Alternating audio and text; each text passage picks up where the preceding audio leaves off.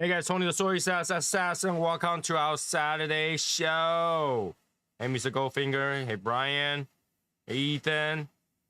Peter. Matt. Steve. In a second, I'm gonna light this up.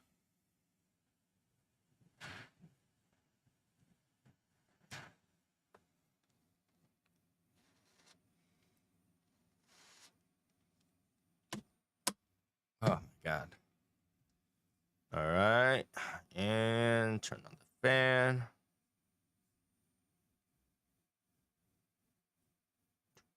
Where is it? There it is.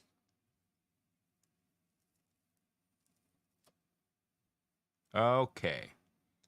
So, as you guys can see in the title, there is gonna be a crap load of Year of the Dragon being released, right? We already did Year of the Dragon, Davidoff, in 2 sizes, so that's 2 of them.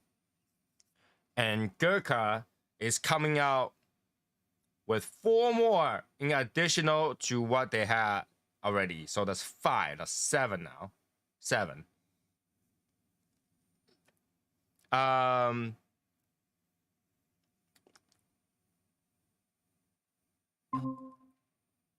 What was that brand again? Something de Salva. What? I already have one, so that's 8. And then hold on. And then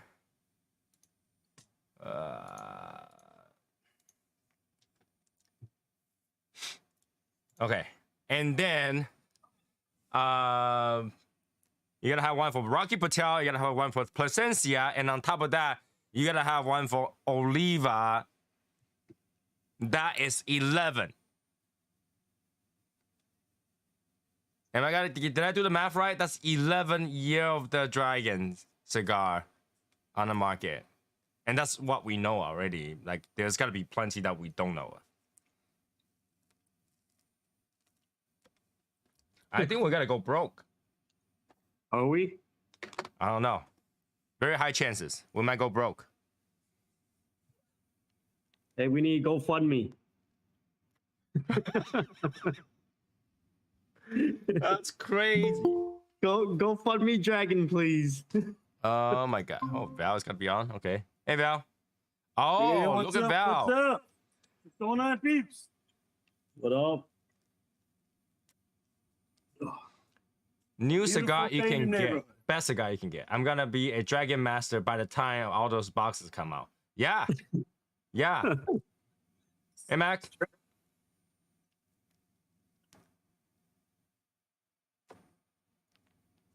You going dragon slaying? That's what you're saying?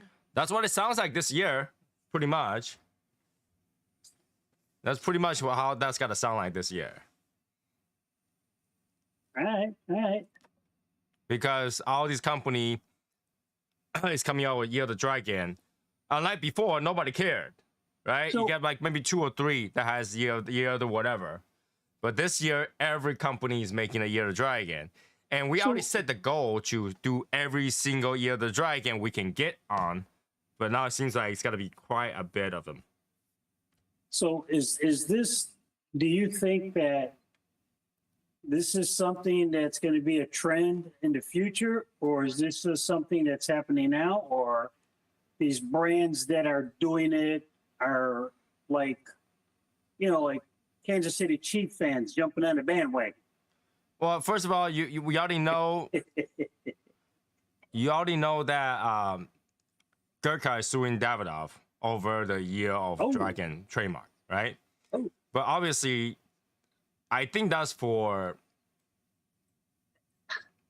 like publicity, Yeah. right? Because you can't really trademark a standard phrase. Like every 12 years, you gotta say Year of the Dragon.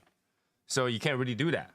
But Gurkha also went on the bandwagon and got 4 more companies to make the Year of the Dragon under them, released under Gurkha. So that increases that notion that if somebody owns a specific word, you can't release stuff or else you gotta get sued. We all know that if you use the word rats at all in your cigar, or use the word X in your cigar, you just might get sued. right? Oh yeah. So having that, if this thing went through, let's say if Davidoff lost, then all the other company can never use any of them because Davidoff have released every single year already, minus the Dragon for this year. Well, I just noticed it was a cigar. So it have a punch already front? on the What's in the the front. It's a Rocky Patel 60. Oh, I have okay. a punch right here. It's like a weird Vitola. I have a punch right here, but I already cut the cap. But that's the bottom, so that's right. You got to light that side. Yeah, no, but why did they put a punch? Like they wrapped the whole thing because I could see the cap. Well, they want to shrink where you start. Like, you know, it's almost like a Vitola, but they want you to get to the regular Vitola immediately. It's retarded. I don't know.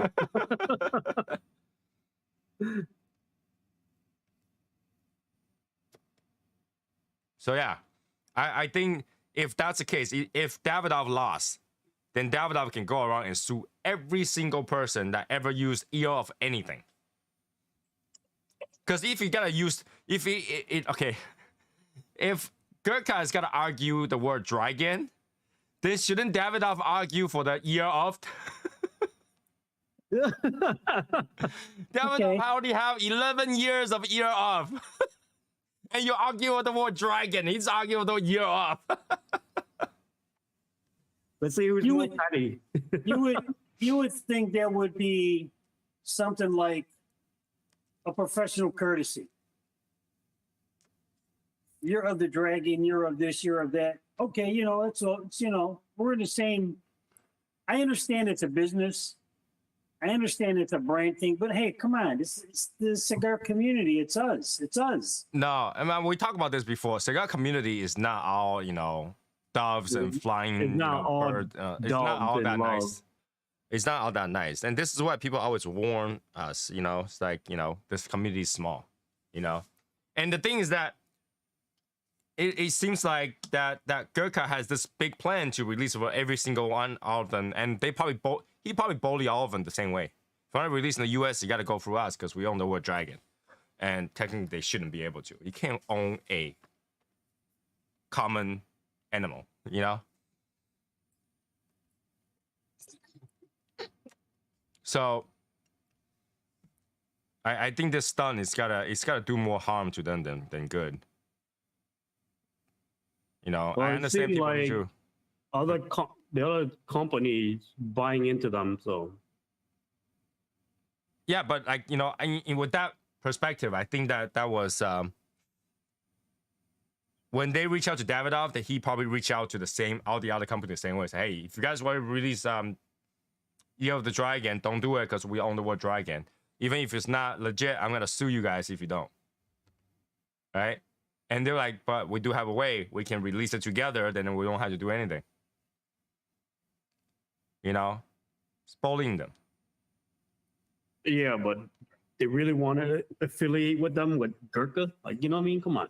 Well, yeah, if you want a piece of the pie, sometimes you just have to, even if it's a bad pie. Right? What are you smoking? The Crocs. Oh, Remember I told you I found another one in my humidor for some reason? The one is a lot older. But this one's got a huge stem. I want to pull it out. But I think it will crack the side of the wrapper if I do.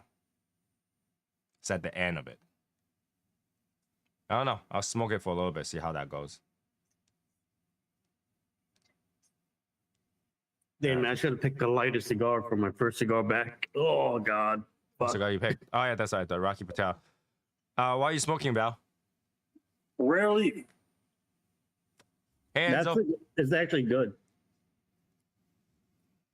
The Maduro one is nice, too. Where is my pliers? There you go. So yeah, Year of the Dragon. It's gotta be very interesting, technically. I don't know if we should look forward to it. I would say yes. I would say yes. Well, yeah, of course we're gonna look forward to it, but like Tony said, we might need OnlyFans after all of them. But are you think your expectations are what? Here? Well, yeah, our expectation for these cigars is actually very high, but then when we expect it very high, it's pretty very low at the end of the cigar. Okay. You know. Okay. But me and Tony try to guess which one gonna be the best one, and we say Plasencia. We have high hope in them. Okay. And then we have to give Rocky Patel some praise. I would think, I would expect Plasencias to be extremely good. I mean, with the tobaccos that they produce, how could it not be, right? How Oh, could yeah. it- No, you can have premium material, greatest material in the world, and Yes. still come up with But- some really weird. But then again, right? Yeah. But then again, Right, that's not guaranteed. No, When is it's not. Plasencia dropping the Year of the Dragon? I think if anything, all of them will be dropping around March and April. If anything. I would give it to February. No, because February 10th is the I think it's gonna be like in the February month, dude. the reason I say that I think they will release it after it because all the trade show and stuff. And I don't think they want to deal with all that stuff during the trade show season. Right? but I forgot they moved the fucking. I forgot they moved the trade show. Yeah. So I think that's why that might delay. Because like if I saw a few of them, some of them actually like I think the Oliva one was whatever, it says April. So they're coming out in sequence. They're not gonna come out together. Besides, if they come out together, that makes it harder for people to buy them. You think they're just taking turns doing a release on it? No, it's not taking turn doing a release on it. It's that because they all came from majority of them came from Gurkha, right? Now Good piece. Gurkha has so they'll really are they gonna compete with against themselves? You know what I'm saying? I don't think they would be competing against themselves. I would think that they're trying to take another step forward or a higher step forward. Well, think of it this way, okay? Now Gurkha's gonna release. They already released their Year of the Dragon, right? They had released 4 more from 4 different companies. Let's say each stick is $20. How many people you think that's gonna go out there buy all 4, and how many people you gotta think that is gonna buy 2? Pabst Humidor, Well, I've never. how long you been smoking? I've never been intrigued until this. When you have so many brands doing that type of release, now that's got me intrigued to go out and grab one to say, okay, what does this one do? What does this one do? But- What's different? But like I say, you have to get out of the 5 Gurkha Year of the Dragon. How many would you get? How many? You talk about us? No, I'm asking Val. You see how that become a competition? I'm gonna go in the store now. I have to think which 3 I'm gonna get. But if they release one every 2 months, I'll get one, and then I don't have to compete. That also give you shelf space. Can you imagine 5 Year of the Dragon sitting on the shelf space? There's no space. Yeah. Well, yeah, I could see that being difficult for the brick and mortars, but yeah. Right, so now that's the thing. So when is Plasencia dropping? I think sometime in the April. Plasencia like to release their like a lot later because they don't care. People will buy it. Right, I think when they release Year of the Rabbit, Year of the Tiger, they're all late. It's not on the New Year's Day. Hey, Roger. All right, so I think that's worth noting, that they will be coming out in different time. And this is why I think some company are smart, because they already released it. Now you actually have the cigar to enjoy on the day of the new year, February 10th. Yeah, it's in hand. Right. Yeah.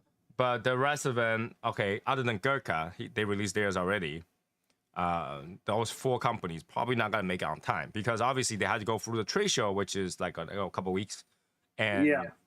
and by the time they do that, they start to distribute. It might not be on time. I don't know. So, yeah, the Dragon plus. So far, out of all the ones that we see, we take developed don't count, okay? Because developed boxes, all of those were already, okay? Out of all the new one that we see, I think we can agree Placencia and Rocky Patel's box is the sickest one right now. So I think Rocky Patel right now have the edge. Rocky Patel right now has edge just because we don't have that detailed look into the Placencia. But the Rocky Patel one, I by the way it opened, I think Rocky got it. remember we just was complaining about their packaging? Yeah, we were. They might have made this, you know, I will excuse them for doing such a shitty job on the conviction if they say, oh, we spent all our money on the Year of the Dragon. I'll be like, yeah, good choice. That's the way to do it.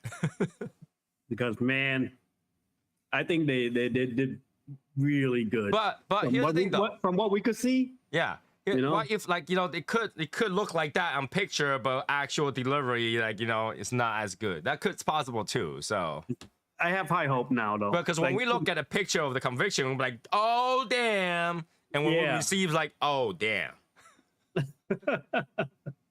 Right? So I have never seen a brick and mortar shop that does not carry Gurkha. Other than like 100% boutique shop. That's crazy. Yeah, every shop carry every at shop least should a have fresh pack. Gurkha. Every shop carry at least a fresh pack because they sell. They sell. There's a lot of beginner will just buy that Gurkha for no reason.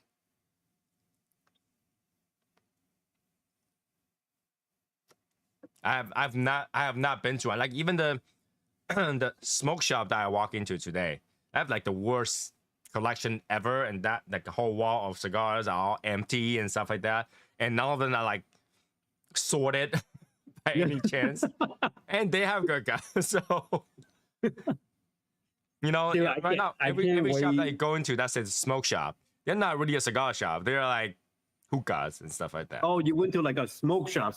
Yeah, smoke shop. Oh, okay. So like I was like, oh, I'll walk in. And did I buy anything? No, I did not. Like I would not buy cigar from smoke shop. Number one, Yeah, they I was definitely like, don't know why how to did you keep go- those things. Number two, you can tell that nobody buys those things over there. Number three, the price is just ridiculous. Yeah, the smoke shop price for cigars kind of nuts. Yeah, it's crazy. Now in certain area, it might be better because they don't charge as much tax. Like for example, New York, 75% tax. I rather buy from the smoke shop where over New York they don't tax them. Well, as heavy, so you just pay the like hookah price. You don't pay cigar tax. Really? Yeah, in New York, but they don't have everything, so it's like going there is only like crap. Right? So like yeah, I went to Austin today, help my wife to buy some fried chicken, and right next to that there was a smoke shop. So I walked in there. Yeah, I was looking at it and I was like shaking my head. I was like, oh my god, this is how they treat their cigar. It's worse than how I treat my cigar, you know? And then this guy walked over, see me straight, and said, can I help you, sir? I was like, nope, just browsing. I don't know what else to say. I can only browse these. Like, you know how you have a cabinet, right? And you have a cigar opened up. Should be like right in front of you, like that, straight, right? They have one that's like straight like this. They have a few that's like sideways like this. They have a few that's closed. Yeah, they don't care about the cigar, man. Yeah. That's not their first priority. Yeah, definitely not. But like, there's nobody buying anything, and you wonder why. You know?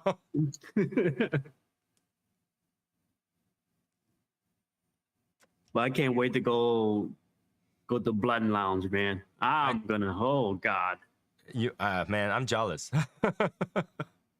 Maybe I should just fly down. I should play it. Fly down a couple days and come back. No, I can't wait. I can't wait. Yeah, I don't know how much I'm gonna spend, but I can't wait. I'll fly to Houston and wait at the airport. I just go pick you up. Yeah, it's a lot quicker than driving a few hours down.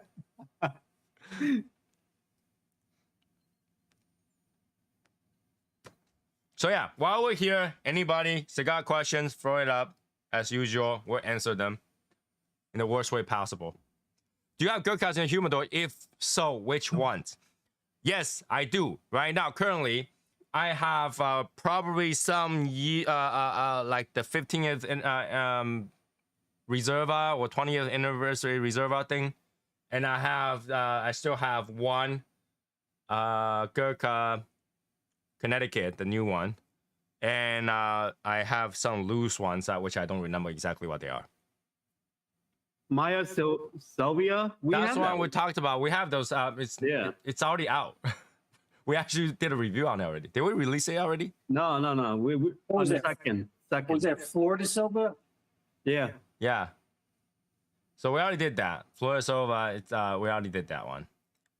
What lounge did we just mention? It's called Blend, and they are like a partnership with Davidoff Lounge. Oh yeah, time to get some exclusive Davidoff, boy. So yeah, I don't have a lot of Gurkhas. The reason I still have those reservoirs is because I ended up getting a Gurkha ashtray. It comes with some cigars. Let's see if I can see that ashtray. Where's that ashtray? And plus, don't you have a whole box of? Oh yeah, and I have a whole box of Year of the Dragon Gurkha. So yeah, I do have a lot of Gurkha. Now that you didn't mention it, I don't even remember. Yeah, I have a whole box of Gurkha Year of the Dragon. Oh man.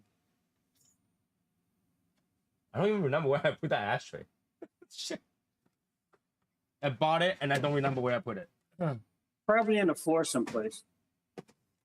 You know, it might be right. I just don't know where on the floor I have it. Like, which floor are you looking at? Right? Which part of the floor are we looking at? Maybe here? Some corner. It's very possible. No, it's not here. Nope. I don't remember where I put it. I can't believe you got a Gurkha ashtray. It looks nice, so I bought it. I don't know why. They got some nice looking pastries and humidors. Gurkhas makes a lot of good swag, good looking swag. They make some nice looking stuff, yeah. I found it. You got a couple of feet prints on it? This is what I got.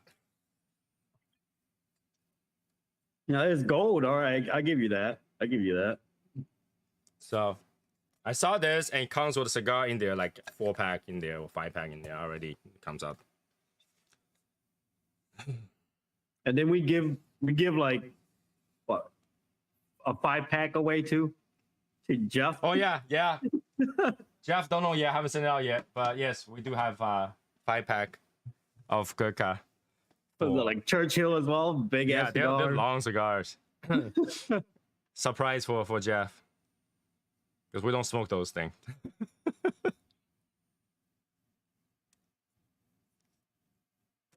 So yeah, that's all the Gurkhas we have. I buy a Gurkha every time. Hey, I also have a Gurkha what do you mean Ninja, we? too. All right, there's no we when it comes to Gurkha, just you. I buy Gurkhas, or I buy certain cigars because in order for me to be able to talk about a cigar, how good they are or how bad they are, I want to make sure that I smoke it. Because I don't want to come to a conversation and be like, hey, Gurkha sucks. And they're like, you say sucks, have you tried it? And then I'll be like, no. Well, how can you say that you suck if you never tried it? You can't give them the excuses like, have you seen an ugly baby? Do you have to give a reason why the baby's ugly? You don't. If the baby's ugly, it's ugly, So it's like that. But I want to make sure that. What? Ugly baby. Yeah. Well, I don't want to say ugly adult because they might still change to a bit. But like there are times that you see an ugly baby, just that baby's cute, but it's now in your mind like that looks like a monkey. But have you seen Asian babies? They really do like a monkey. They look like a monkey. Oh God. Yeah, when I was born, I remember my mom told me that like one of my aunts says, why is he so ugly? So yeah, when you see an ugly baby, there's just no reason. I mean, you can't give a reason. You don't have to know the baby to know that's ugly baby kind of thing. You know what ugly is, and well, there are some like, why don't you like this person? Like, whatever. You don't even know the person. You just don't like him. Like, there's no reason. I just don't like him. I don't like the vibe. I don't like the way he smells. I don't like the, there's a lot of reasons. And cigar is kind of like that too, because I want to hear enough review, story, hype, or whatever to a certain cigars, you tend to develop your own opinion on that cigar, even if you never tried it. Yeah, but the thing is, Tony, we did smoke Gurkhas before. It's not like we never did. Right, but we might not. They might make some good cigars. We don't know. I never smoked every single one of the Gurkhas, but I smoked the major ones to be able to say, hey. Yeah, the major ones. Yeah. I touched the major ones. Right, so I will smoke the major ones that people will go by and say, well, this is not for me. It sucked, right? All right. Besides, I don't Everybody think I'm keeps saying lying. that Reserva is nice, but Besides, I don't think I'm lying. I don't think there is a way to smoke a cigar without sucking. oh, don't. Why do you have to say it like? Don't say it like that. Puffing. It's puffing. Yes. Oh my God, dude. Take a draw. PG, Full please. draw. I think it's true. You have to,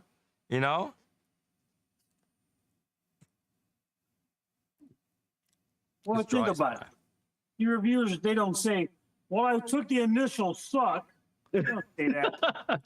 I understand So, there are Tony, words that's if more you descriptive. review, if you I finished review and you sucking say, the "Hey, first- this is I gonna be the finished first sucking. virgin suck," No, I finished sucking Now, the keep first in mind- cigar, garden. You know what? It still sucks. no, okay. Keep in mind, that's how we use a certain word differently, right? Never there's certain word. I mean, I but know. it nevertheless the action is the same. Okay, not everybody have to go to the gutter. Okay, that is an actual word, actual actions that don't have to go to the gutter about this. My mind stay in the gutter, bro. I can't. Sewer talk, baby. Sewer talk. Doing. Have you tried? I bought a whole box of it. I just haven't tried it yet. No, I'm letting it sit. No. I'm giving the best opportunity possible. This Right now- is actually Tony's first cigar that he actually giving a shot. Cause he don't let his shit rest. He letting this thing rest. Right. I actually bought the entire box. It's in a actual wooden humidor inside with another box of a cigar in there with humidity, with purified water, everything in there. Ooh. Like I'm giving Ooh. it best possible. All right. Damn, going all out. Huh, Tony? Yeah, I am like, giving what the hell? the best way possible. Cigar Carpenter says he can choose. Let's give him a choice. Just smoke the Micarita. Leave the dry again for the 10th. Leave the dry again for the 10th. What happened? Cigar Carpenter, I think, posted he can pick. There's out of the 4 cigar that's there. One of the Opus 6, Davidoff, year of the Dragon, Churchill, and Micarita, and what is that? The fuck is that thing? Are we voting on it? No, I'm just telling you. I'm just telling them. So yeah, just pick the Micarita and then save the Year of the Dragon for the Year of the Dragon smoke. We're coming up on the 10th, and then that Fuente, pick a better day. I concur. Get the Aladio 70. Adios. Aladio. Yeah, I I would don't say just smoke a lot of Aladio. I would say smoke the Micarita because that's actually a pretty good cigar and it's easier to get. It's And way easier. To I get. cannot give the opinion on that Eladio Diaz 70th because I never smoked it that one, but I wouldn't. Yeah. Yeah, I never smoked it either. I never really. Man, I should stop looking at bands and just buy the cigars. But I talked about this, right? In order for us to buy a cigar, we need to see how much effort I was put into a cigar first, right? I mean, there are times where you're okay with street taco. That's totally fine, right? Like you go in the street, I'm okay with street taco. But there are times that you want it like a gourmet, So you're spending quite a bit of money if you think about it, right? I'm going out to a cigar shop. I'm buying $15, $20 of cigar for 1 hour. Keep in mind, $15 can buy a nice meal.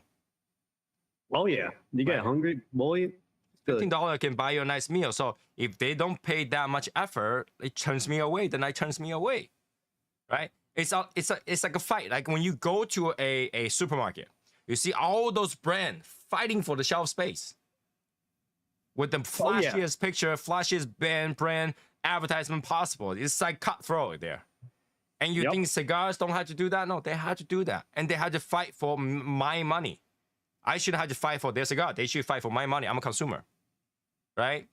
So if they don't pay attention, market research, and understand what attracts us and what makes us, you know, put our money down for it with the markup in the shops, then they don't deserve to be picked up. Now, I might try other cigars that are not kind of flashy based on other people's suggestions, but it's like any other brand. They have won the word of mouth. They had to win that, right? So if the cigar brand wasn't nice, it's time to rebrand. And there's a lot of company that has been rebranding lately. Oh yeah, and they've they been have done a great job, rebranding, all right. They're working on that. right? And they did a great job. I think this one did a great job in rebranding. Caught my eyes. It got you. Yeah. Caught my eyes. Caught my eyes twice because I don't even remember I bought it. Okay, I don't even remember I bought one. A lot of y'all were with Davidoff for years. I don't really care who was with Davidoff. Now they're not, so it doesn't change anything. No, being with like the blender and all that stuff, being with what they are, I can tell you honestly, at least for me, and I think Eric too, and a few other people, it does not matter to me. Why? Because what matters is the recipe. Like think of this, okay? I'm gonna be totally honest here. All right, and don't kill me for this. This is just an opinion, just my thought, okay? Does anybody smoke CAO? Not really. I don't. Not really. All right. You don't smoke CAO. All right. Anybody in the chat smoke CAO regularly? I'm not talking about once in a million years. I'm talking about you smoke at least one a week. Who the hell smokes CAO once a week, man? Damn. Or once a month. Anybody? There you go. No. No? All right. That was So- no. We all know that West Tampa, the guy used to play for CAO. Yeah. Right. Ricky. So he's very popular for that. So people think that West Tampa cigar must be great, right? And it probably is.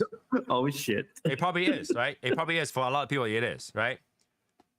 So you trusted his blending skills, his ability to blend cigar and do a good job, right? Yep. If he's that good, why don't you guys smoke CAO?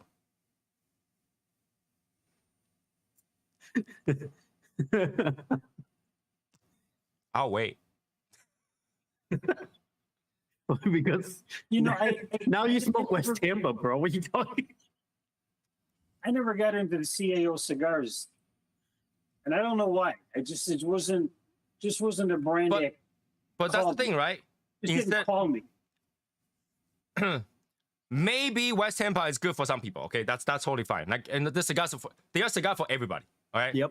They are Yes. cigar for everybody. But Yes. knowing that West Tampa was by him and he used to blend CAO, the reason that he's popular and famous for it was because he blend at CAO. Yep. Why don't you smoke CAO cigars? He blend those cigars. Why don't you smoke it? Now wait a minute. Is it because he was a good blender, or is it because he was a well-known personality in the business?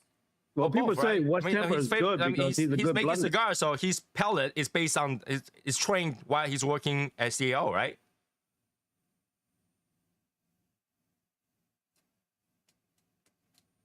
Well, you would think that, yeah. I'm just saying, right? If blender matters, I think it might change once you know that this is mine. This is my brand, you know. So I think the effort might change. The, you know, the desire, the work, you know, the outcome, testing, retesting, the whatever you have to do. I think it changes once it's yours. Okay.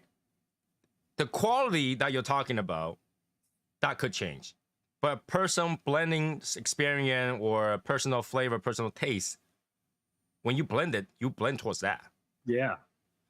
It's like, okay, But let's say this way, okay? Let's make a really simple comparison. Gordon Ramsay, when he was training, he cooked, right? He knows what tastes good. He cooked towards that way, and this is what is done. When he come out, open his restaurant, you think he's gonna cook any differently? no, He couldn't use his mom recipe. Right? He will cook the same way. So blending cigar is the same thing. You have things that you think this is, you learned it, right? You learned this is what a cigar should be like. This is the flavor profile. I blend the best out of this because I work for this company. I gotta blend a famous cigar. I gotta blend a good one. They don't go out and say, I gotta blend a horrible one, right? I gotta blend because this is what people want. So when they go off and make their own company, they blend the same thing, right? And even DTT, they kind of does the same thing, right? Yep. DTT left Jewish State. Was it Jewish State or CAO? Jewish State, right? Jewish State, Right? Jewish State. Jewish State. So his flavor profile is very close to that Jewish State, like really flavorful kind of profile, Mm-hmm. right? It's the same thing. But Would you call it more of a signature note as opposed to the same thing? it's possible, but whatever they blend, that signature note is there, right? Well, so why would I smoke DTT when I can smoke Jewish State cheaper? Hey man, depends which Jewish state you talking about, bro. Well, it doesn't matter. The one that he blended back in the days. I think he blend like the Ligos, bro. Yeah, I think he started the Liga. Yeah, man. That's why back then the Liga was good because of Right? I mean, okay, so because Liga had changed, he left and he does his thing, but still, price range and stuff like that. So in terms of that, all those people who left, they are blending practically relatively the same as what they used to blend. Yeah. So if you don't smoke back then when they're blending, it doesn't matter. It just tells you the blender don't matter because at the end, it's not one person that's smoking it. It's not. All right. So, if you pay so much attention at who blended, you gotta miss out what the cigar is. And also at the same time, they might have blended, but they don't roll it. Yeah. Yes, That's the thing too. that's the thing. That's a big part of it. Yes. They don't roll it. They don't package it. They don't do anything. They And that's a key- organize it to be a complete thing, right? And that's a key component. The roller's a key component. Right. And guess what? Everybody all those rollers just flies around to just go anybody. Their turnover rate is so high. Everybody have used somebody that they used. Mm-hmm. Definitely. Right. So that puts them on equal ground. So in the end, it's like whose flavor do you kind of prefer? But if you don't smoke what they used to make, the new ones ain't gonna change that much. But if you enjoy what they used to make, you like the Jewish State stuff, and you might like the new stuff. But guess what? The new stuff, are more expensive.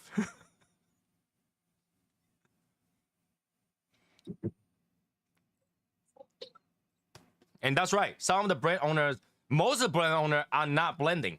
They No. have their blenders blend and all that stuff, and they go smoke it. It's like, okay, this one's good, this one's good. They smoke it open, yeah.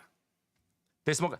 And that brings it out to the question, okay? At the end, just because you blend it, just because you like it, it doesn't mean it's gotta get released because it depends on the owner whether or not they will release it, Yeah, but yeah, depend on the owner. right? They're like, nah. You think it's the best thing, but he think it's trash. So like, Yeah, this is why, you know, if you're blender for Eric, majority of things are not gonna release. One cigar every 10 years. you act like you don't do the same shit. No, because I actually like. I can hear it now. 10th year anniversary, boy. They're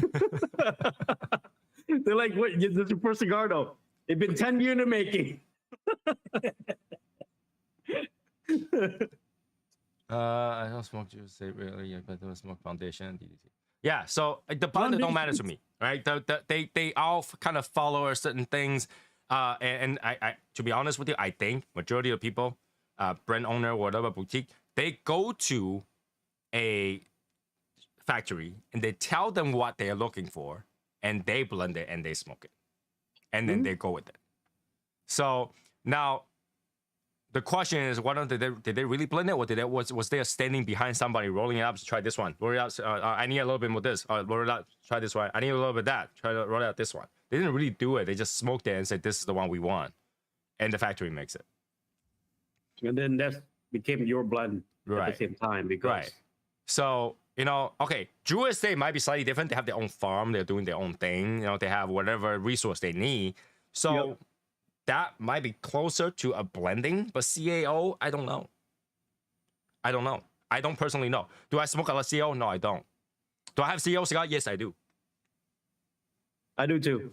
Right? But I don't. That's not. I tell the truth. If you tell me try to find it in my humidor right now, I don't think I can tell the truth. But I have it in there. I can, because I'm looking at it every single day. It bothers me that I know I won't smoke it. Like I know it's in there, but tell me to go find it. That's another thing. Right? So I'm not saying that he doesn't know how to blend cigar. He blends the cigar for those people who already enjoy CAO. So if you enjoy CAO, You're You might probably like going it to a enjoy lot. the West Ham. like you already have an establishment that you will like that. But you know, to say that is out of this world, I don't know. All right, for Rio Tego, I think their blends are great. Yep. Frigatego, bomb. All right, I cannot complain. They're actually good. Like I smoked quite a few of the cigar, and I'm not disappointed. So I just want to put it out there. I like the Rio Tego. He's yeah. Okay. Plasencia, I'm pretty sure they have like 20, 30 people blending all day long. Yeah, they don't play around, man. And here's the thing. They don't even sell it for their own. They just sell it to other people as their blend. And this is what I'm saying. The blender don't matter. Because if you God get damn a it, cigar Peter, from all you Plasencia, care is DTT. right? Plasencia is like a one-stop shop. You go in there, just, I want to make this cigar, this box, this pen. They'll do it all for you. This done. You know? They already have everything. I've only had a Timeless 10 years, but I enjoy it a lot. Timeless. That's a good one. That's a good one. Timeless is a good. Yeah, his line is pretty good. Yeah, it's pretty His line is consistent. pretty good. Like Consistent. consistently good. Yeah. I want to say for Rio Tego, not only their way they took off Nat Sherman is great, the way they release the cigars are great, the packaging is great, and the guys are great. The guy. I tell you, Michael Herklatz. I don't even know the guy. I don't And even I know said the the guy, guy's but I right. like the guy. You see Yeah. how that crazy that is? I tell you what impressed me the most out of this guy here. When we were going through COVID, some would still are, and he was at the trade show, his stuff was not ready. Who? Michael Herklatz, Okay. Ferio Tego. And yet, he still attended the trade show. He had a booth there for people to go and sit down and smoke a cigar. Mm-hmm. Okay, even though he didn't have anything there to represent his brand, but I thought, man, this guy, yeah, he impressed me. He was supporting the industry, supporting telling this you, dude. fellow. That really, you know, I really, man, this guy's something else. You know, I'm telling you this. very He's impressive watching to too. me. He's watching whoever reviewing his cigar. He knows. He knows. Okay. Do you like Nat Sherman Timeless or the For Real Taco? They are the same thing. Yeah, they pretty For much. Real the same. Taco and Sherman Timeless are the same stuff. Even though I personally think that For Real Taco, when they took over, the cigar quality was slightly better. Yep. The band are much better in a way. I think the way they put the gold on there is slightly different, but that might be a thought because I think it could be like a supplemental. Might not be it, but it feels like the structures are better and stuff like that. Because I bought Timeless all the time back in the day because they sell in Davidoff, so I just buy them. But they're pretty good. Sounds like Jerry Jones and the Cowboy. Jones thinks that he's the GM. Herclad thinks that he's a blender. Great business mind though. All right. I don't know if that's a fair comparison. Okay, ask Michael. Michael, do you think the blender matters all that much when it comes to cigar? The blender? For you, personally. No, I don't. I don't know because I've only met a few blenders, like guys that I knew that were like, oh, the master blender or whatever. So, not really. It's like when people collab, it's like not that big of a deal to me. Uh-huh. You know what I mean? So no, not really. Because what I think is that a lot of time the blender were more like testers, more like critics, rather than the blender. That's just my opinion on it. What do you mean? What do you mean more like they're more like critics? Like what do you mean by that? All right. Let's say you're the master chef. Okay. And you'll try to make a dish. You might cook it and then taste it, cook it and then taste it, and cook it and then taste it, right? And then until you're like, oh, I'm okay with this. All right, I'm done. I'm already cooked 20 different broth, and this is the noodle I came out with.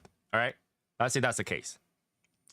But for cigar, I feel like they're at the shop, they're telling the roller to roll this combination, and they'll smoke it and say, okay, we gotta change something. You gotta add a little bit this and that. They don't actually roll it. They have the guy did it and then smoke it. Sometimes, right? Not always. And there are a lot of brand who will go to a brand and then have them provide the blends that they have available and then make a cigar too. Yep. Yeah, right? you can pick out of a catalog essentially and kind of have one for you if you want. So like we don't know which style the blender actually did. Did they, number one, go to the back, grab all the tobacco, blend it together and smoke it, or they did have a roller over there, roll what they think is gonna be good, and then tell them to tweak it as they roll it. Or they did go to buy a blend that's already preset. Yeah, it depends on the brand. That's true. And that's why I say I don't think blend matters. At the same time, a good cigar is a good cigar. It doesn't matter who made it. Right. But I'm under the impression that the blender says I want just example, you got 4 tobacco leaves that I want. Okay? And this is the order that I want them. So the roller does it. The blender tastes it. No, let's take this out and add this. Okay? So in that aspect, he's changing the ingredients. But I've seen these on videos, as I'm watching the roller put that cigar together, when you get into shape and you start filling it and then start binding it, if it doesn't feel right, he grabs some more tobacco and he adds it here and he adds it there to get the right balance of the tobacco in the shape for that shape of cigar. So that's changing the blend and the taste of that cigar. So I really think a roller has a really big part in that blend, even though we only think of the roller as the roller.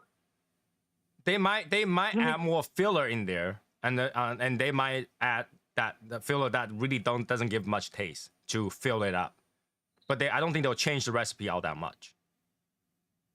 You know what I'm saying? This is why I say those blender might be critics. Like when I go eat some food, I'll be like, you know what? If they add a little bit more salt, this will be perfect. It'll be the same thing for them. They'll smoke it and they're like, you know what? If you add a little bit of like Nicaraguan tobacco in there, it will be perfect. They're more like critics. Okay. Right? So this is why I say the blender of the cigar don't matter, because what they know is what the tobacco tastes like, which a lot of people do nowadays too, right? And what will and what they want. What does the industry want? That's what they know. They've been working in the company so long, they know what people want and what their goal was. So that makes them a critic rather than a blender per se.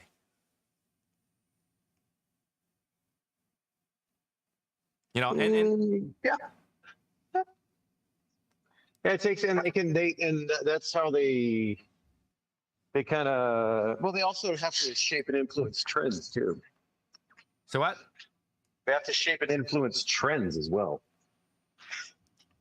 Okay, but but that's the thing. After they make that decision, they bring that cigar and they have more people smoke it, and to see what it likes. That's why I say the blender don't matter, because at the end you bring it to the table. Says everybody smoke this. Let's see who can release this. Now that blender's opinion changes, right? Because now you got to get all the other people's opinion and what not. The individual blender, like people have their favorite whatevers, like actors or whatever. That doesn't matter as much as they have to understand. The blender more understands the combinations of what works together. And then yeah, like they might not be their favorite cigar or whatever, but they'll know what's going to work for the market is what it is. Because like there's some guys that think, okay, like I could try a cigar and be like, oh, I think this is an awesome cigar for me, but the market's going to like number 12 better versus number 1. Mm-hmm. You know what I mean? Right, and that's why I say they are critics rather than you know, they're like okay, I get you. Now. They're not the chef that cooks it. They know what ingredients go in there would make it better. They're critics. Like, yeah, you know, sure. like You have to have that objective nature to it. right. Yeah. Because if you just think the blender as a blender, and the only things that anything that says is just that blender, then you gotta have like everybody think whatever they blend's the best. Period. If that's the case, if you let the blender to be the sole judgment of a cigar, then that cigar probably not gonna come out very good. It will fit that person's palate and only that person's palate, and it depends on what the person ate, what regular diet is. Right. So like so let's say if that table that they're judging the cigar, one person is a solely meat eater. He eats nothing but beef, and the other person is vegan. He eats nothing but vegetable. They gotta hate each other's blend. Oh yeah, for sure. Yeah. Boy, gee, Maybe the vegan, like, hey, I like the savoriness, but I don't have to eat. I guess you just threw a meat lover cigar underneath the book. But you know what I'm saying, right? It's to put in perspective that your palate likes certain notes, right? Yeah. If you are vegan, you tend to lack iron or certain mineral. So when you taste mineral, you gotta taste double as much. Yeah. Because it start to shoot those flavors to you, and you're like, oh, this is what I don't have. I'm gonna taste it, right? But you know, someone that eats meat all the time isn't gonna taste a lot of mineral, and they're like, that's just perfect. And then even though it's a lot of mineral in there, they're like, that tastes perfect to me. So Yeah, and then let's say, and then each blender has their own style. So yeah, you're right. It's like a chef, very much so, because they have their own style of how they like things to come out. and this is what we talk about, like, you know, people's flavor change, right? As you smoke cigars, the more certain cigar you smoke, that flavor is gonna be lighter to you as you smoke it. Mm-hmm. And this is why you convert from a certain price range cigar to another price range cigar, or a certain blend of cigar or brand of cigar to another brand of cigar that's heavier. It doesn't mean those cigars were not good. It just means your flavor palette has changed as you go, and that's not enough for you anymore. Like even for nicotine level, you're like, that doesn't do anything for me. Like I don't want to smoke Connecticut because I have to spend 15 to feel the same thing as if I smoke one of these. I mean, what do you mean by better quality tobacco on this comment? Like, what do you mean by that? Where's the comment? What, me? No. Okay. Yeah, All right, I wonder if a good blender can flourish into a great blender in a company with better tobacco. What saying? All right. So Roger, to answer your question, majority of people source their tobacco. So when you say better quality tobaccos, who had the money to buy them? Yep. There's like there's a couple main families, but there's like only a handful of purveyors that everybody buys from. Right. And if you want buy from them, buy they're from gonna Plasencia. They're gonna keep the best for themselves. Yeah, you got Plasencia, you got the Oliva family, not the Oliva Cigar Company, and a couple others. Those are like your Argon Narsa. yeah, Aganorphin does all their stuff. So when you say like can another cigar shop use a better tobacco and make the cigar? They okay if they want to spend that money. Yeah. If we got the connection, or you can spend, or you got the money to set aside the bales. Because we already talked about this, right? Beforehand, like, a while back, says if you want a certain good tobacco, they force you to buy some tobacco that they don't want. Like, let's, Oh, yeah. I'll sell you A, but you also got to get some of the D also. Yeah. In order to get this Andalusian bowl, you got to buy a box of that. Same In order idea. to get one, buy a box of this to get one Yeah, cigar. one stick, right? It's the same idea. So a lot of company will probably order like in excess, and then the next year they will use those as a filler or something. Those bad ones as a filler, and then they will do better wrapper or something like that to kind of increase the flavor profile and stuff like that.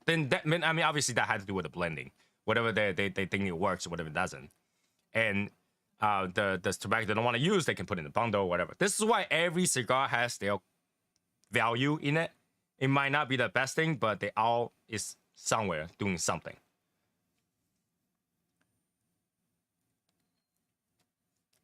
And this is why you have a lot of cigar shop that makes flavor cigars because they have those tobacco they don't want. Well, it's true. I mean, they're not using they're using good, but they're not using your top quality stuff. And this is why I say I think some of the limited edition stuff, even though it's like, for example, the Johnny Tobacco now or Year of the Dragon, the regular sizes are probably using a little bit lower quality or not as tasty tobacco, whereas the one that they make and they charge you an arm and a leg for it, it has a little bit better tobacco. That is similar to what they bought, but a little bit better. A lot of it's marketing, and then a lot of those on those limited editions are limited runs. A lot of times it's the on the bigger companies, not small stuff, but on the bigger companies, it depends on how much of the wrapper lift they can actually get is what determines a lot of it. Like a company that can't afford grade A tobacco, and then some can't, if that's even a such thing. There is. There is that, but like not. That's the weird thing about cigars is a lot of the filler leaves. A lot of the filler leaves just couldn't be a wrapper leaf, and so that's why it becomes a binder leaf or a filler leaf. So it depends on actually what is going into your blend, because there's a lot of times they'll be like, oh, it's a Habano, or it's a Habano wrapper. And it's got a San Andreas binder. So the reason that's a San Andreas binder is because that wrapper leaf wasn't good. That wasn't good enough to be a wrapper leaf. So it becomes that. And here's another thing. I think that this does happen, but I don't take my word for it. I think in internal business it will make sense. Is that some company will buy the wrapper they want and they will get some tobacco they don't want. They might sell those tobacco to someone else or trade to another like smaller company or whatever, so that they might not get like the best tobacco, but they might be able to get some better or the quantity of tobacco they need to make a cigar. Yeah. Alec was wondering if the Google Meets thing changed. Say that again? Sorry? Brian Alec was wondering if the Google Meets link changed. It shouldn't. It will change for a long time. So send them a link if you need it. So. All right. Okay. But yeah, I mean, in terms of the cigar industry, that's why I say I don't think we should pay that much attention to blender rather than we should pay attention to the finished product, right? Whether or not it attracts you, good packaging, and whether or not you like the flavor. The blender don't matter, right? But your tobacco sucks, the material. It only matter as much in comparison to the quality of tobacco you have. Now, just because the quality of tobacco don't have doesn't mean that they don't have a use for it or doesn't have the certain flavor that they needed to for a certain blend, right? For example, let's just use food as example, right? A good quality salt versus a bad quality salt, coarse salt or whatever, right? Just because like you might have a blend that just need a little bit salt, you don't really care, then you can use the lower grade tobacco to add saltiness to it. And then it doesn't matter what grade of tobacco you have. Can't hear you. You're muted. No, I was reading that first. Your master roller, but it's blah, blah, blah, blah, blah. And master Then roller is the that the wouldn't be on person you that then. the master roller is the one that just rolls the wrapper, really. Yeah, that wouldn't be on you then. Yeah, that wouldn't have to matter. And I mean the master roller just rolls them. They have a good skill on rolling the wrapper into a really good looking cigar, because wrapper are expensive in compared to all the other tobacco. So they give to people who are better at it. But then we talk about this, right? There's no such thing as master roller. They are just roller who's a good, because Yeah, everybody so, eventually can roll it. And they actually what everybody tries to do that grows, they're trying to grow as much wrapper leaf as possible. Everybody's trying to grow as much wrapper leaf as possible. They don't really concentrate on growing filler and whatever, because anything that's like grade B, grade C, grade D leaf will end up becoming binder filler, whatever. So everybody's trying to grow as much wrapper leaf as possible, and then the other ones follow in the line depending on their grading. Right. So, this is why I say that all those things don't matter. The what matters is the final product. If that you enjoy the final product, it could be John Doe who made it. If it's good, who cares? There's plenty of cigars that you like today, you don't even know who the blender is. Sure. Right? So if that's the case, why does it matter who blended? So long the cigar is good, it's good. Like, who blended Opus, man? I have no idea. Well, I thought Eric Trent blended it. What? Carlito, maybe? I don't really know. Like, I have no idea. But, I don't know. still buy them. And a lot of them say it's from like heritage back in the day, 100 years ago. Their family used to use that recipe. Who knows who blended it? It could be just somebody random in the shop says, "Hey, this tastes pretty good. I smoke it for myself." They're like, "Okay, we'll release that." That's like Alec and I were talking about that about Cuevas on one of their ones that they're doing in the future. It's supposed to be like the family homage kind of cigar. He has the recipe, but they don't have the same tobacco. So they're having to try to figure out how to use the crops that they can get to recreate that flavor. And that's a really, really big deal. Now that if you're recreating a flavor, that the blending skill really matters now, right? Yeah. They said they've been working on it for a long time. So, and I get it. If you do want to try to recreate something that tastes similar, now blending skill matters. But I think that we need to keep in mind that even though when they say this is the blend from like 100 years ago, whatever, it might not even taste the same, because tobacco back in the day don't taste the same as today.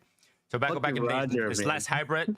The tobacco back in the day is more prone to bugs and stuff like that. They only have so much of those, and the ground, the soil, everything is better than today. So you're not gonna get the same experience, period. No. Why do you send him the link for, Johnny? He's gonna join. He's like, why am I here? They're like, what, why? Oh my god, bro, Carlito blend Opus, right? No. But the things that we don't know. It's been released like so much, we don't know, right? So, hey Brian, what's up, man? Hey, what's going on? You're in a really dark area again today. An old link, so I appreciate the help, Michael. You're welcome. So, yeah, what is your opinion on that, Brian? Like, does blender matter to you? I mean, I think they've got to play a big part in it. They're the ones blending, right? I mean, well, I think the blender is more like a manager. or I mean, look, they're overseeing the making of it, right? So they've got their hands in a lot of things, whether they're dibbing and dabbing or they're pulling this and putting that. They've got their hands on it. So I agree, but at the same time, they tell you to add something, they tell you to remove something, right? And that doesn't contribute to whether or not the final, like when they leave that company and then start their own, would that be the same? right, it's the whole pot, right? It's not just what little ingredients you put in, it's what everything that goes into the pot. So yeah, they got to play in it. Now, can they be a pot of food on their own? That's a whole nother story. But they contributed to something when there was a team there. So right. I mean, that's the whole idea. But in the end, like, it's the final. Like I said, it's still the final product. If cigar has a lot to do with the people in it, right? I mean, it's a relationship game here too. So with that, they kind of have a heads up or like a little bit headway compared to someone that's unknown. But that's pretty much it. in my opinion. So I don't really care who blends what. If it tastes good, it tastes good, right? But the word of mouth and all that stuff will give you that reputation of something good or not, regardless who blended. Yeah, if you see on the box blended by Hochi Blanco, are you going to grab that over something else? Most people. Oh no, I knew a guy that used Most people won't to do do that. Freaking Martine, like, oh, this guy blended from this factory. Okay, let's it better be good. It's gonna be good. But it might bring you to a need to go, I want to try it to see if it's good. Yeah. That's true. Celebrity factor, right? Yeah. Does the blender create the mix? Then he makes sure all of the rest matches creation. They do. Yeah, they do. They takes in. Yeah, he blend like the blender puts everything together, binder, filler, wrapper, everything. Put it all together. Yes. Then they take and they do tests down the line. They do sample and do QC. Good factories do at least. They do QC. That's why they're there. Right. I think the blender, in my opinion, is someone that goes to their inventory, smoke everything in a FUMA form, right? Yep. So they understand what they have, and they decide what to try. Because even if they tried it, the final product might not come out what they think will, right? Yeah. Today, when they blend it, it tastes one way. They let it sit for 3 months, it tastes another way, you know? And that's what blender knows is what to remove and what to add back in there. Yeah. To kind of get to that final product. That's why when they blend adjustments. something within a couple months, that's why it's such a big undertaking, and they're smoking 10, 12 a day, and they're trying to get this correct because it takes all that time because of the resting and them marinating together and all that garbage. So what the blender can, like if you're looking for the same blender that used to blend whatever and go out to do it, what you can assure is that the flavor profile, what they want in a cigar, will be relatively the same. Yeah. So It'll if be you the get a same style. blender that used to go work for Gurkha, whatever they come out with on their own, it's probably gonna be earthy. Sure. Right? Because that's what they used to. That's what they smoke all day. That's like, okay, we gotta do this and that, this and that, this and that. Right? Okay, so now here's a thing that's kind of a little different than that. Say all the cigars that AJ makes for other people. Mhm. Do you feel it's got that same characteristic as his own brand and stuff? I think all AJ has the same characteristic, like the major characteristics. Okay. So when you smoke it, like that's an AJ, Yep. You definitely know it's agent. right? So they all have that characteristic, but it's just like Oliva. If you taste Oliva, you know it's Oliva, Oh yeah, 100%. right? So I know there's a major characteristic that they go with and that they know well, they know very well. And there's also that subtle change that other brands are looking for. They're like, oh, I like your cigar. I want to make AJ cigar because I like that basic profile, but I want this to be very peppery. And the blender will go there, add pepper. Right? And that makes a different cigar. And the cigar really, there's only so many combinations out there. There's so many leaves out there, okay? And just more or less, right? It's like going to eat Chinese food. They all taste the same, just more salty or not. More MSG or less MSG, okay? Usually more is better. I will agree with that statement. Maybe not as good for you, but makes it better. There is no scientific proof that MSG is not good for you. Then why do they tell us that it's bad? Because Because one it's guy, the purest form. because one guy, Collusion. one guy decided to say he had a headache when he doesn't. So it was a woman? I think it's a guy. Yeah, it's a guy. It's a guy that says that he had a headache. That was a joke. That was a joke. Right? So that that one guy decided to say he had a headache. He wanted to destroy that. He wanted to destroy MSG. So he said there was plenty of research on it. Pretty much everything has a natural MSG in it. You're eating MSG no matter what you eat. Anything has flavor at all has MSG in it naturally. Because MSG is just a breakdown form of sugar, basically. So Fake news. Saka is fanatic about his blend. His cigar wouldn't be the same if he wasn't in control of his blend. The same with Carlo Fuente Jr. I would agree. Yeah, they stock up tests a lot, and he does quality control through X amount of production run and all that kind of stuff to make sure it's because they have to go back and reblend because when they get a different crop, they got to tweak it slightly. And most people wouldn't have the perception to pick up on it, but they actually do have to do that every so often. Almost everybody has to do that because. But that's what every brand, right? Same. Pretty much every brand owner will have complete control of their blends, and they have to, they have to tweak it whenever something's wrong with it. Yeah, because it's going to change crop to crop, even if it's out of the same field, same year. It's going to ferment different, so they'll have to tweak it up just a little bit. And most of us probably wouldn't perceive that. Yeah. Oh, it's just like, okay, bourbon. It could be the same thing, but there's always got to be mixed somewhere. They have to do the mixture to make sure it tastes the same or relatively the same. Right. So when it comes to cigar, it's the same way, right? And that changes. And they already got to a point. Here's the amazing part, right? Where I was talking about how everybody smokes so much of it, their favorite profile changes. Those master blender, whatever that you want to call it, they know how much less it had to go for certain people.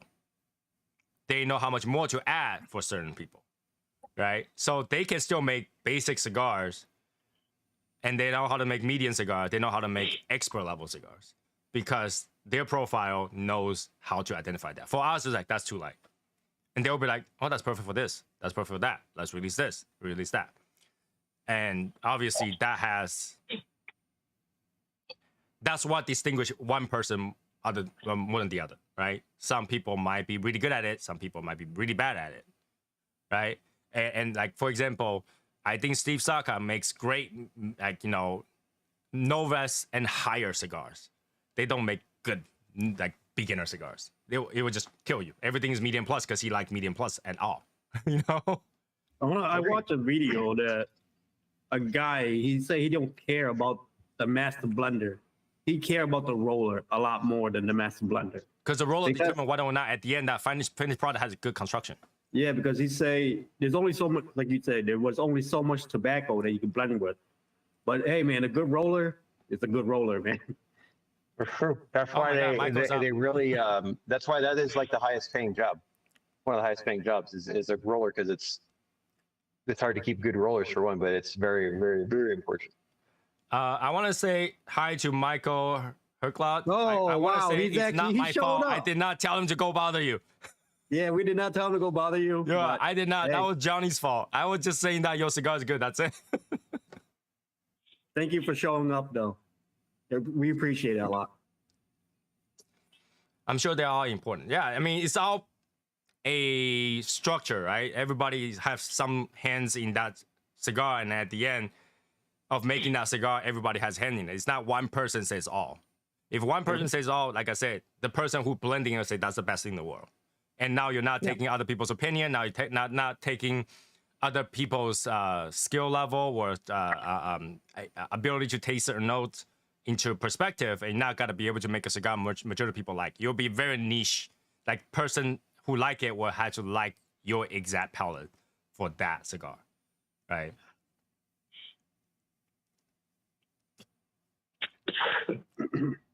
So yeah, like I mean, I don't think there is a cigar for every level of smoking.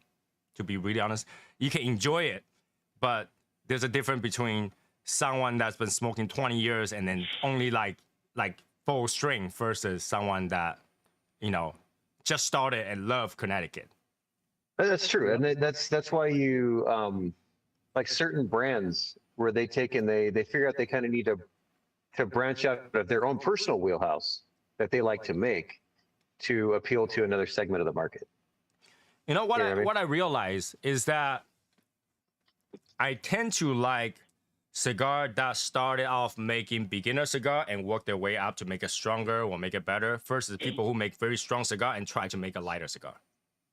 I think that's what I gear towards. Like this is why I don't really like DTT all that much because Saka makes very strong cigar, very flavorful, strong, bold cigar. But when he goes back to make the lighter cigar, it didn't hit the same way for me. You mean for the sweet tip, right? Well, that's a different story. But I'm saying that the one that he didn't put the sweet tip on, or whatever, did not hit me the same way as if I just go smoking my father's. right? That's like Mo Patina. That's what he's doing. Is his new cigar is going to be full, much more strength, all those things, because he's branching out a little bit from what he normally does, and it should hit very well for him. Michael, I'm happy to share the process, but my blends are mine. They're created from scratch, not base blend. Now, Michael, since we're talking about this thing right now, can you share about your process? Do you just make the blend and you smoke it, you like it, and that's it? Or do you make a blend and then you share with multiple people that work with you, and then see what their opinion is and tweak it? Which one is it? Because we want to the conversation today is really to find out whether or not master blender or who blends the cigar matters versus the overall finished product. If that makes sense. Right? Did I explain that correctly? Yeah. We're trying to find out, does the blender really matter when it comes to if this person blended, it must be good cigar? Or can we say that, it's a overall process that, after they blend it something good, they're still taking opinions of others to tweak it. So it's a team effort rather than a single person effort.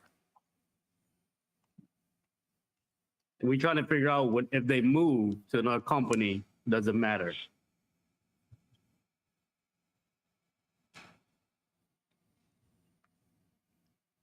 So I feel bad because I'm making him type.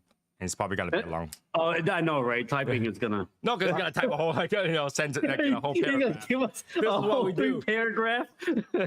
Right? But cigar is an interesting thing, right? Like in the end, it doesn't matter. Cigar is the best example, right? That's the thing. I don't know how Saka does it, right? I know he blend for himself. That's what he said, right? I blend for what I like, and that's what I like. But yeah, but the thing is, like, does other people test his blend as well? Does he go to a team and says, okay, you guys taste it and tell me what is missing, and I will tweak it? Or does he share to everybody, says, this is the new blend, like it or not, that's got to be the final product, period. Hey, Johnny, you still have to work for it, boy. I mean, I think that's gonna depend on the individual blender themselves and how they want to do it.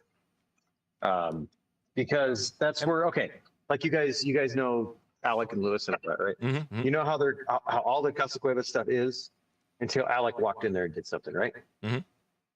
Totally different off the wall, right? Same idea. They're gonna keep, like, if that's their purview, that's a lot of times that's how they keep it. Ooh, that's a fancy word, purview. Okay. I think of creating blend is like making music. I play ballads, I play rock, I play jazz, but they all sounds like me. My style is consistent, but we can play multiple styles. That's okay. So he's saying he's got a wide range of, he could blend something that's mild, but also blend something that's going to kick you in the face, but it's still going to have his stylism to it. Right, I understand that. That's why we're saying that, right? Yeah. You make a base of that, like a music sheet, and then you play it, and everybody listen to it, right? And then people say, you know what? If you add a triangle here, ding, it'll be perfect. And then you go tweak that. Does that happen? Or does somebody say, ding, that'll be perfect? You're like, nah, you won't. Nah. Right? Nah, you won't. And then go like, that's the way it is. That's the way it's gotta be. Because I feel like it's gotta be like that. You gotta have multiple people taste it and go like, I think this is lacking this or that. And that's when you decide whether or not. And then, then you put it in consideration, right? Right? Because even we talk about Lewis, I mean, after Alec, when they're blended, he still needs the above to taste it to see what they go. And they go, oh, that tastes pretty cool. And then they go, okay. And they might have changed something, we don't know.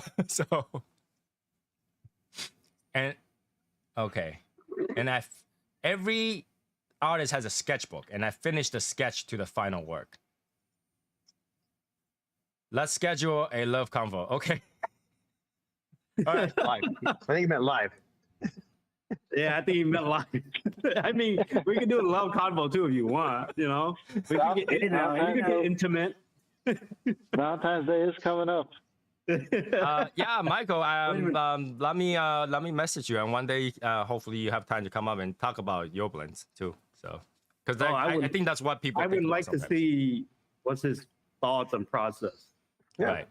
Especially taking over a brand, like taking over Yeah. Nat Sherman. Like you switch over from Nat Sherman to, yeah, that'd be nice. Yeah. So, and I think that part of it. But there I might blend my sketches. Okay, that Okay. makes sense.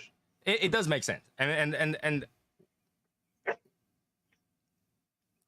how do I say that? Not Placencia, not Casada, Casada. nice. Yeah, because like if you want a cigar from Placencia, they're like, okay, we got XYZ. we want right, to right. make- Like we have all these. You Yeah. can take it and maybe tweak one or two things on there, right? But I wonder if when you own a company, a cigar company, do you do that too? Like, do you? Okay, this is what my vision is. I want this, that, this, and that, and then Vision. the guy roll it, and you smoke it. It's like that's exactly what I envisioned. But is that the final product, or does that go through Gotcha. several opinion sessions and then go, okay, this is what we can go with? Yeah, like So you're asking if he gets other people's input versus just solely his own for the blends and the final yeah, process. like after he finished the blend, does he come down to a table with a whole bunch of other people? Like, hey, smoke these. What's your opinion? Do you add the ding or you take away the ding? Yeah, there we go. Life. Okay. Yeah. So, because I like, when you say your style, right? Everybody has a style, sure, but that doesn't mean that style is perfect for everybody, right? So when you have everybody smoke it, and then you go, okay, in order to make this a music that everybody can accept, we need to add a triangle or something like that. Or do you go, no, I just want the way it is. No triangles. I don't like triangles. I don't want triangle to be in this. So.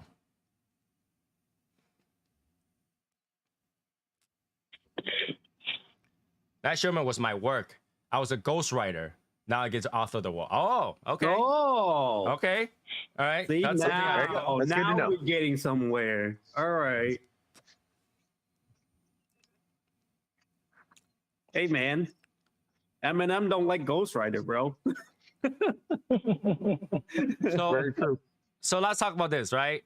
If you can answer this, we know that anything for your Tego is your work. It's your blend, all right? And Nat Sherman was taken over. So you still make some of their stuff. Did you tweak any of those Nat Shermans? That's the thing, right? Because Nat Sherman, when they still own Nat, they were still Nat Sherman. When they blended, did they sat down with you and like, hey, I want to put a triangle into this? That's gonna be a rough one. Or is it when he took over Nat Sherman, did he try to revive it as it was and then develop the Ferio Tego line? Right. I wanna know if he made the change. Right. He made any change in it, because I do feel I reviewed Suma. I did. I always Yeah. appreciate the input, but I never take votes. Ooh. Okay. Whoa. All right. Well, the product turned out good, so we can complain. I Yeah. smoke all of them, so the product turned out to be good. We didn't just smoke the Suma. We bought the box of Suma without smoking it.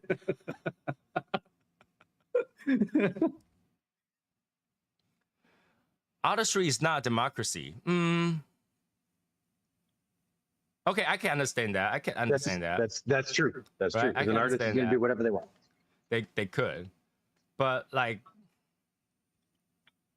Okay, so Tony, you're going more of if it was just what he wanted it to be, versus if he was wondering if there's going to be something marketable to people versus just how he saw it.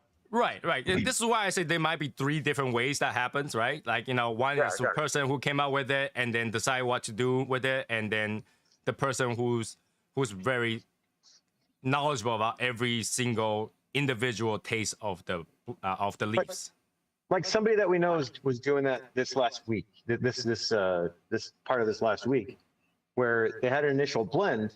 They were having everybody try them, putting in their input and seeing what's going to be the most marketable versus just putting out what they generally how they do it, putting out what the blender blended, and like it's going to be like this is what the new blend is going to be. Mm-hmm. So yeah, there's even companies that are doing both. Yeah, and then they also, like we say, there are companies that want to buy blends and then just sell it, blend it, done, right?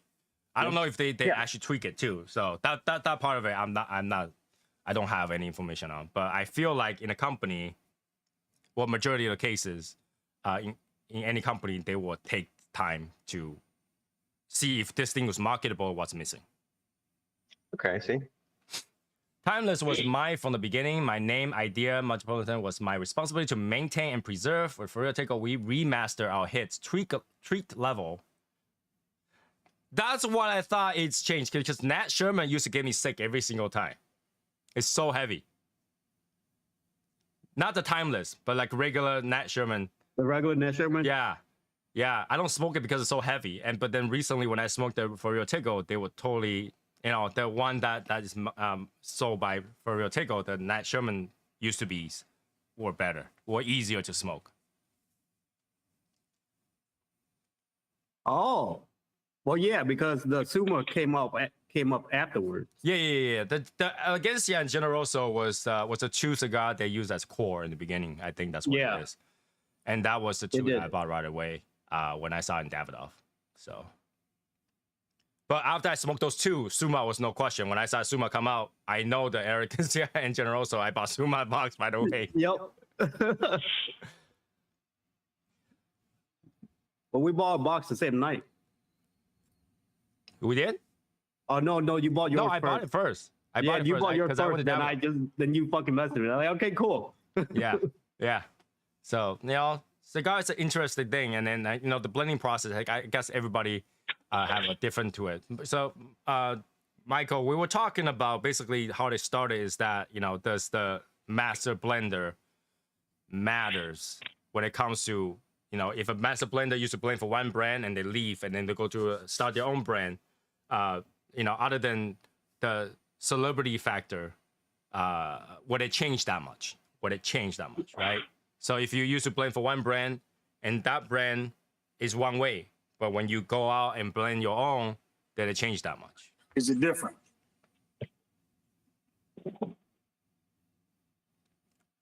Well, is that the you let the style shine a little bit more, but it's still your style, right? That's the question. I hope he's typing on the keyboard because I feel bad. It could be faster than phone. Just speak to it. No, he's definitely typing. That's why he typed love instead of life. He is typing. I know he is typing. But yeah, when you think about that way, it's like, you know, do I decide the cigar based on someone's style, or do I decide a cigar based on the finished product? Okay, so Right, that's the thing. I feel like, you know, if a cigar is good, you smoke it. Doesn't matter who blended it in the end. Yep. Right, but the people take. I know some people will remember every single blenders out there, and they'll go like, oh, because this cigar is blended by this person, it's guaranteed to be good. I don't think that's the case.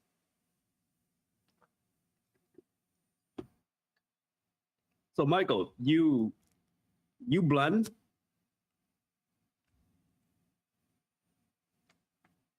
What? Which Michael are you talking about? Hopewell. He just said that's his thing. He went from scratch. Yeah. So he blend. He just doesn't manage. The greatest artists always preserve their work and evolve. The way he speaks is so deep. Yeah. All right. Okay, so he's so yeah, no, okay, I kind of get that. I get that. I mean, maybe I'm interpreting it incorrectly, but they're going to preserve the stuff that they already do and continue to evolve with things that are new, even though it's going to have a similar stylism. It's not going to be the same. Right. So it's still the same style. but some similarity. Yeah, So, yeah. there's going to be something there. The that's underlying. same. Okay. Just for him, I'll smoke it for real. Wrong out. It's like when a band changes up their stylism of sorts and they evolve. There's still little elements of them that you can tell it's there, like either the singer's voice or the tempo of the music or something like that. You still know it's them. Oh, here we go. The greatest blender in the world are students. Master blender isn't a real role. So we were That's talking about this. That's what I've been told. Mm-hmm. It's not like a real thing. They just Yeah. kind of they consider somebody something because they've been doing it for forever. You know what I mean? I think that what he's saying right now is like the previous thing where they continue to evolve, so they continue to learn, right? Yeah. And that's where Michael says we're a little tweaking of this and tweaking of that. Let me cut the cigar first. Hold on, give me a second. Nice. I don't know. Look like Michael Herblock gonna freaking start an album or something, man. No, I like the way he speaks. It's like answering the He's making question, music. Oh, he's but you have to think it. Very nice guy. Very nice guy. Oh yeah. That's because the way he's saying that is like how Ernesto Carrillo would like tell you that. It's very similar Yeah. because he's really into like jazz and music and crap. Yep. I love jazz. I listen to jazz. But yeah, that's the hard part, right? We, you know, us as consumers is try to figure out what do we go with. Do we go with the person who blended, or do we go with the product that we like? Always go with the product you like. It's got to be the product you like. Yes, he's a blender. He's the I blender. blended all the timeless blend, Metro, Habano, Alfaria. Yes, I'm blender. Okay. Have I tried the Fuente production? I'm not good with Fuente, so now you have to ask Eric. He buys all the Fuentes. I don't buy the Fuentes. I don't know that. That is very complicated. Yeah, I don't know anything about Fuentes because the thing about their things I can't tell one from the other. The only if you're not talking about opuses, I don't really, especially unnamed. So do you feel like, okay, Michael, do you feel like that once you took over Nat Sherman, that you could technically represent the heritage of that Nat Sherman image? You just changed the name, but in the end, you feel like majority of the product has your name on the music sheet, Fingerprints. Music. Yeah. right? Get his signature on it. Have your name on the music sheet so that even if you took over, it did not change the overall feeling of it. I guess that's what I'm trying to say. I guess that's. But yeah, he was the ghostwriter, right? Yeah. So like, you know, everything he had hands in it, and now when he took over, it's more like now I can come to the light, and but then still everything that you ever experienced that you liked was me to start with, and I'm So it's like and continues like- to be that way. it's like he's no longer in the shadows. He's now in the forefront. Because honestly, I don't even know who blended Nat Sherman when it started. I don't. Now You we know. Yeah, I've said this before. Nat Sherman in New York was the one lounge I don't like to go to.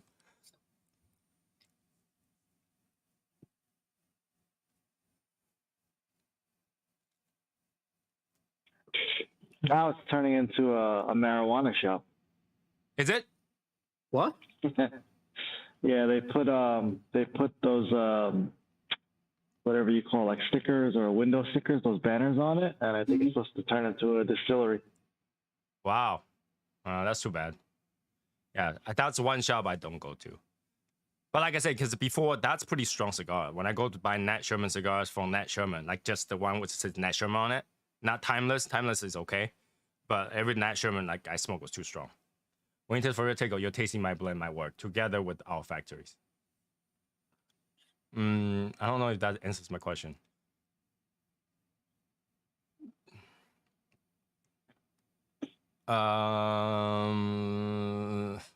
How am I gonna follow up with that question if it's not? Yeah, answer my question. Are you wondering if he's carried over the tradition of the original blends when he brought it over to fit it? Kind of, but at the same time, we know that he was the one that makes it. So like that I don't know if that tradition. So fits. that's what this factory, as in like, I know you got a team. Oh, that's one of the questions Like, I want to ask. When you say our factories, I know that you guys partner with Davidoff, like release stuff with Davidoff. So is it like what part of it is partnered with Davidoff? That's what I want to know. Gosh. You know, what part of it is the association with Davidoff, other than the fact that they sell your cigars? The blend was mine since 2011. Wow, Oh wow, that's Yeah, quite a but- bit back. that's a long time. So don't take offense when I say Nat Sherman cigar was too strong. Back in the You're saying Casada and Placencia, that's what he said before. Those are the ones that manufacture them, but the blends are his. Even the So they blend follow from his blends. pre-2011, I preserved, maintained, and tweaked. Oh, So you have a good There you go. understanding of all the blend that's from Nat Sherman. Period, I guess. I see. Hmm. There So you go. so he did write the song. And He they just came out. basically is Nat Sherman without being the Yeah, name he Nat is Sherman. Mac Sherman. That answers your question. Which I that makes perfect sense why he took over, right? Why he's Yeah. like, oh, I want to do all that and buy those rights back, which makes sense. Because that's like a expected transition almost. It's like it's all my Oh, yeah. stuff. I don't want to let it go waste. Let me take it back Yep. and release it, which is good. It was a good move. It was a good move. Yeah, like I don't know if you can answer that. Like, what part of it is It, Davidoff? it was like a revival of that brand, to tell you the truth. Yeah, in a way, I think it is because I don't think Yep. Nat Sherman was doing that well when Nat Sherman was It wasn't. the brand. I didn't smoke that much Nat Sherman back then. So Yeah, I mean, I did smoke the Timeless because it's always in Davidoff. Timeless is good. But Nat Sherman Lounge is what I don't want to go to. And The first time I stepped foot in there is when they were closing down. That was the first time I went in there because they were liquidating everything out of there. Everything was on sale for cheap, cheap, cheap. but Really? I just feel like that particular shop was not set up in a really welcome way. Right. Plus the lounge downstairs, I think you had to have special access to go downstairs. It wasn't the lounge downstairs wasn't really open to the public, if I'm not mistaken. It You was could like smoke more of on a the VIP main. thing. Yeah, you could smoke on the main floor, I believe, but there was very limited seating by the window on the street side. But other than that, you couldn't really go downstairs Okay, unless you Davidoff had is a distributor. somebody taking you down. There we go. So they're a distributor. okay. That's what we said. Like when we were first wondered about how it was all going. Right. Because there was a we lot said that of at one point. Yeah. there was a lot of question, right? Because like I remember like when we talked about this, it's like Yeah, like I was like, why they in Davidoff, right? Yeah, distribution. That makes sense. because I remember didn't Davidoff bought the building? I'm not sure on that one. I'm not sure. I don't think so. I think the initial story that I heard was they bought the building, and I thought that maybe they were going to turn it into a Davidoff lounge, but maybe they just bought the building because it is prime real estate on 42nd Street between Madison and Vanderbilt. But maybe they bought the building as an investment, and they're just leasing it out to that distillery now. So I mean, that like I said, I think the setup is not a good one. Plus the COVID whole thing, nobody go to the lounge, so that makes no sense to keep it as a lounge. There's already 3 lounges in New York for Davidoff, so. yeah, National there's the grew one every on year, 2020. There's the one on Madison, and then there's the one on the west side that's left in New York City now. So there's 3 left. Yeah. But there is a new lounge that opened out in Long Island, and it's like Miami met Vegas in Long Island, not too far away from me, about 25 minutes. And they're gonna have a rooftop, and it's pretty swanky in there. They had like a soft opening, so they're still doing a little bit of construction in there, but this place is nice. I'm not gonna lie, and their humidor is huge, and it has tons of facings, all different sizes for everything. Like it's stacked to the gills. Not just the walls. They've got an island in the middle that's jacked full of everything. It's something else. When you come to New York next time, if you want to make your way to Queens, I'll take you. You know, that's the funny part. Like New York has a lot of rooftop lounges. I've never been to one rooftop yet. to Yeah, if you come when the weather gets better. Yeah. Just don't jump. Just don't. Oh, okay, I got another question for Michael. How about though? When it comes to maintenance, when you talk about maintenance, a blend, does that mean like basically tweak it because every season or every year the tobacco is slightly different? You tweak it so that it tastes relatively the same. Or what do you mean by maintain the blend? I guess that's what I mean. Maybe it's the availability of that tobacco. Yeah, does maintain the blend just equal to buying the tobacco, make sure the production is out, or does maintain the blend means buying the tobacco, make sure the tobacco tastes the same, and make sure your blend tastes the same? My thumbs are Most likely, it's most likely the latter.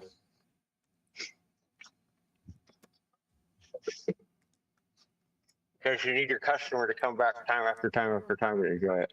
The building is owned by New York City landlord. Okay, so it's not that enough. I really enjoyed the timeless line. So please don't change a thing on those. I appreciate that it's not democracy, but that's my vote. Okay. TR cigars. What's TR cigars?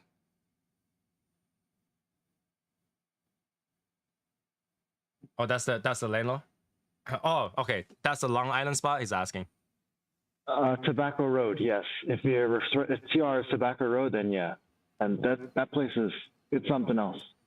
For our area, let's say. For our area, it's something else. Yeah.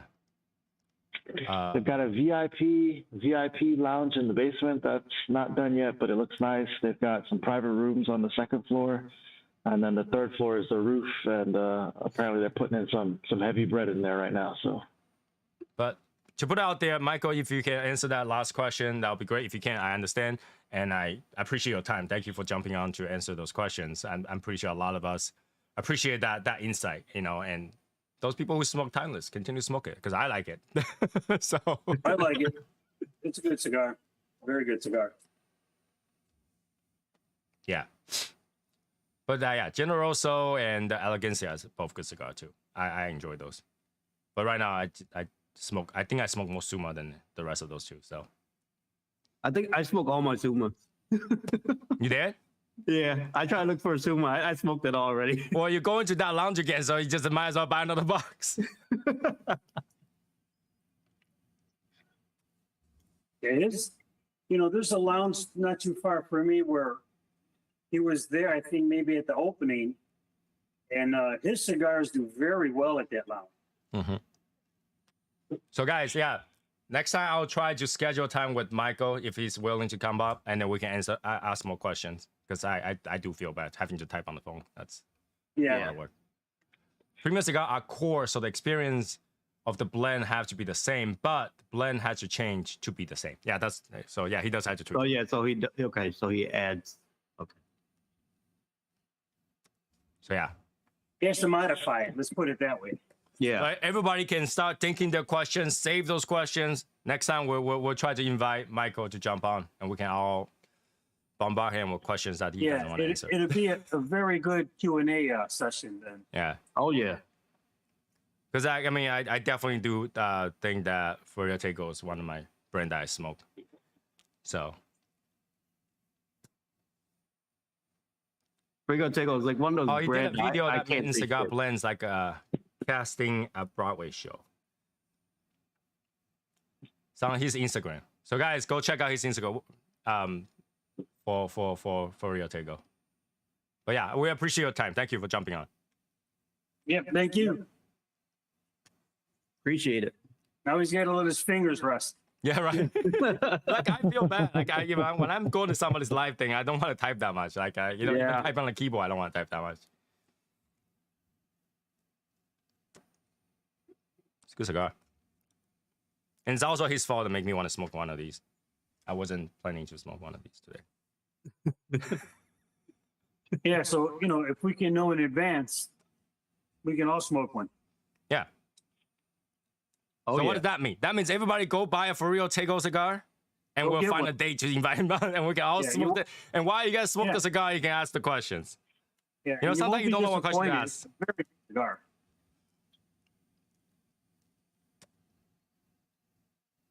Sometimes you don't know what question to ask until you're smoking it. Oh yeah, that's what I want to ask about the cigar. You know, something like that. So, I mean, so yeah, I do have the Suma review. Guys, go watch the Suma review later on, and then decide whether or not you want to pick up a Suma, and then we can all ask the question.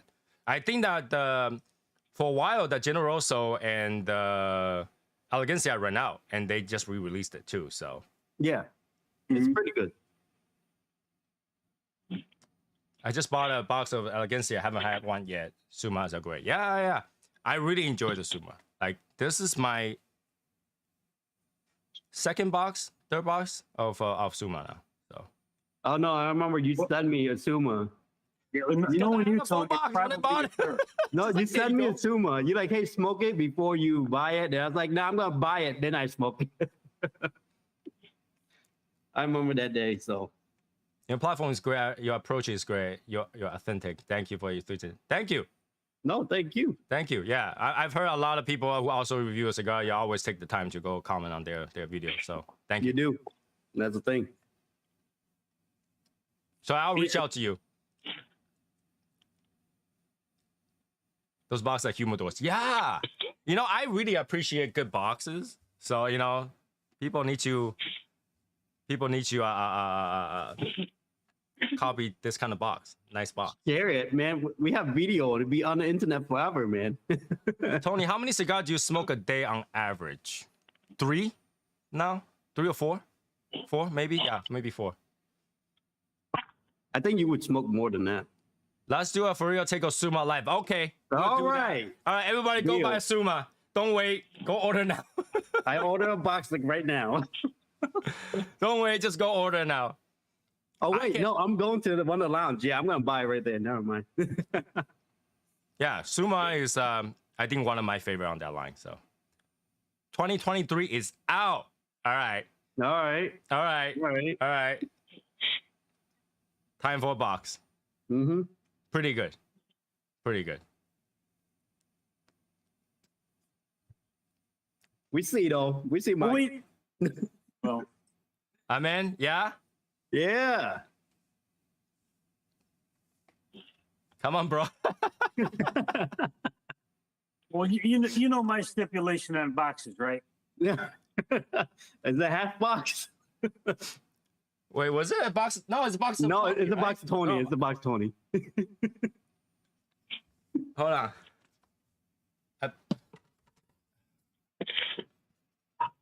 No, it's a box of 10. Is it? Yeah. It's a box of 10. Yeah, it's 10 Dude, did I cigars. buy? Oh shit! I did buy 2 boxes then because I have Yeah, 'cause more than. I have more than 20 already. Yeah, I have more than 3 or 4 20. boxes of these already. Johnny's obviously gonna be there. All right, cool. I'll box at him, May. Yes, 10. Okay. Yeah. So I'm going to get another box so I make sure I have enough. Oh yeah. So it's right up Bell's alley that it's 10 count box. Yeah, 10 That's right. box. All right, everything by my hand. Wow. All right. Okay, cool. I will reach out to you and we can schedule a time where it's convenient for you and you can do a live where you talk about Suma and everybody. I will say don't wait until that day to get a Suma. Get a Suma now, smoke it, have your Get it questions now, ready. Hold on to it. Yeah, and then we will talk about it. Whatever question you have, including the blend. Find the hard question. Don't find the basic questions, okay? I want the hard questions, right? Don't give me the like what were you thinking when you're making the cigar? You know, obviously he's writing music. He's, you know, but like, give me the real question. Why is it blend a certain way, or why is one flavor more than the other? That kind of question. Hard question that he doesn't want to answer, so that we can put on the spot. But Like, what I do feel you- like it's gotta give you an answer that you had Put to him on the take 20, spot. Yeah. 20 days to figure out what he's saying. Buy 2, 1 before and during the live. I think people who buy 2 or smoke 1, they're like, no, I need a box. Just go buy it. Just get the box and don't worry Let's get about the box. Just get the box.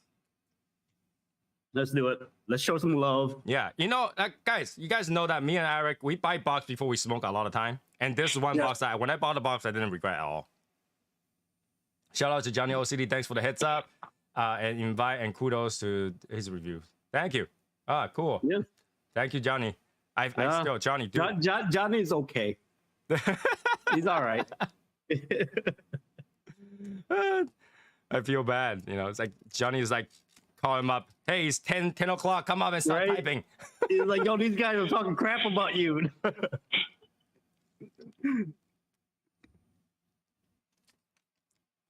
Johnny needs to go buy a whole box and do a 2-hour review on it. Well, I can't stay in his 1 won't be hour hard. already, man. That won't be hard. It's like it's 3 a.m. January 28th. I'm smoking a Suma.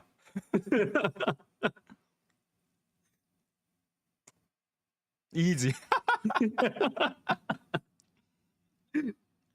Yeah, cool. So we got a lot of question answer today. That's pretty good. I hope everybody kind of learn something and you know give the cigar a try because I like the cigar. I like the cigar.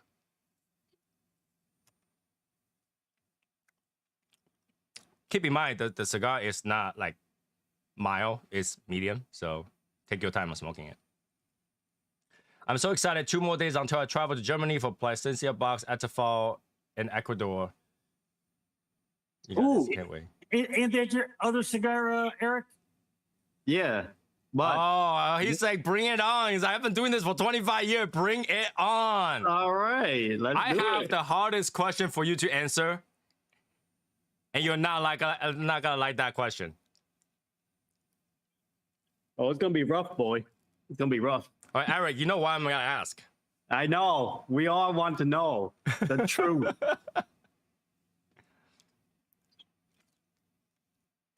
Coming straight from a blender too. You know Yeah. what I mean? Yeah, because he just said he watched.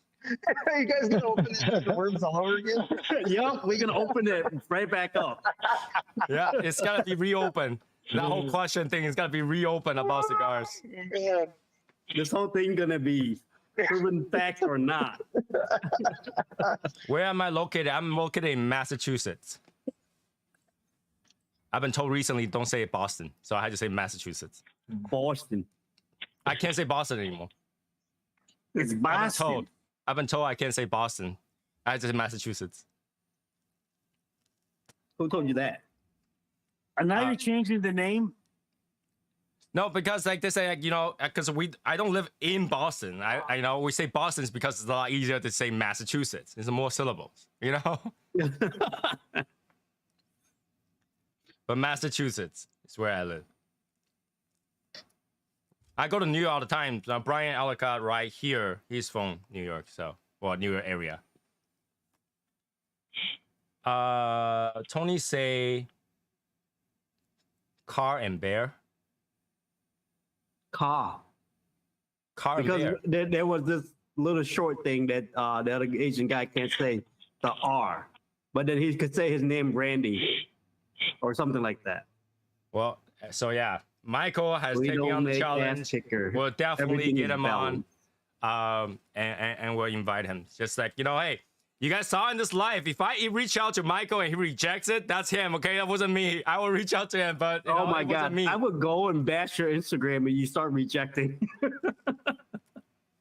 I would take wasn't me. a Suma. I'd be like, yo, you see this right here?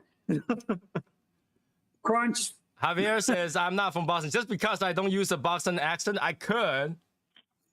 You know, I do go water. Can I get a cup of water? You bottle of water? Yeah, you know, like let's talk about this car. Car and method.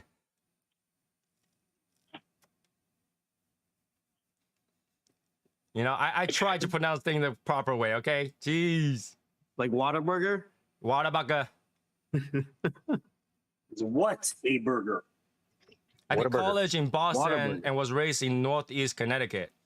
Which college? Oh. I went to BU. Did we went to the same college? Did we win this at college? Wow. Did we win? Okay, like, let's start putting connections. I went to BU. Did we went to the same college?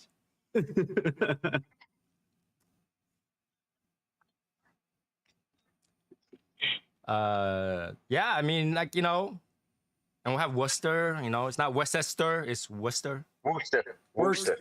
Worcester. Mr. Mass. Yeah, the reason I can't say Boston is because somebody says you guys need to stop calling yourself from Boston. You guys, it's okay to say you're from a town that nobody ever heard of, right? And I was like, no, that's not true. I mean, you guys from Dorchester say that you're from Boston. They're like, Dorchester is Boston. It's like, come on, man. Dorchester is not Boston. That's like when what was that? Is that Daniel Cruz? You know, like talking about, yeah, man, we were down in Worcester, and I'm like, oh, Worcester. damn, dude. Yeah. Yeah, I mean, Dorchester is East Boston, but it's not Boston. Well, Dorchester is the worst part of Massachusetts. Okay. Tony, you're the right age. You could be like, dude, it was wicked crazy down there. Wicked crazy. Wicked crazy, yeah. Wow. Yeah, I will reach out to Michael tomorrow so that he doesn't have to type anymore tonight.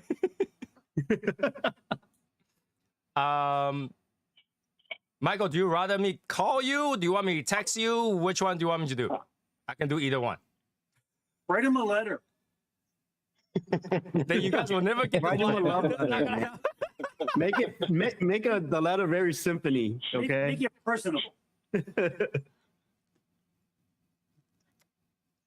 Michael, if you rather for me to call you, can you please go to the Shadow Smokes Legion Instagram and just leave me a message with your phone number? I'll give you a call. Or if you rather, I can message you either way.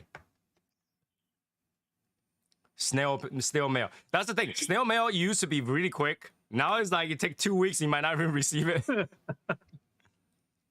I'm like the only one that gets stuff there in a timely manner. Somehow I don't understand it. Berkeley, Scooter Music Berkeley. Is it Scooter Music Berkeley? In Fenway? Because that's where I am. Like, you know, I went to the School of Music Berkeley all the time because my roommate went to the School of Music Berkeley. That's the DJ guy? Huh? The guy that was a DJ that you knew? No. He ended up making game music. The DJ guy was not from that area. Yeah, I went to the School of Music Berkeley, their campus all the time because it's right there. Because we're all in the Fenway area.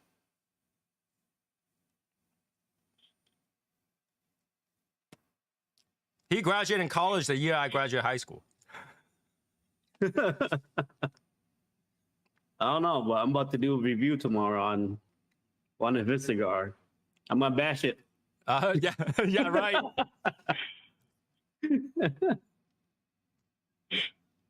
Berkeley, yeah. Dang, I was a junior at O2 in high school. Yeah, 02 is when I graduated high school. So, self-addressed stamp envelope.